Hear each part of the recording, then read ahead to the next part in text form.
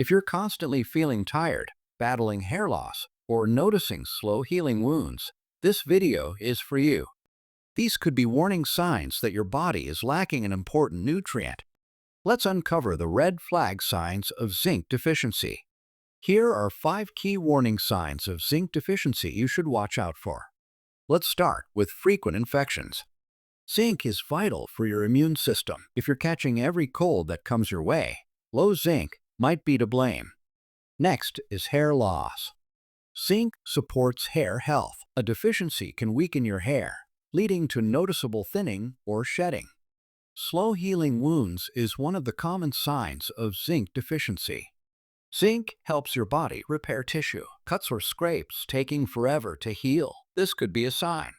Next important sign is loss of taste or smell. Zinc is essential for these senses. If food seems bland or smells aren't as sharp, check your zinc levels.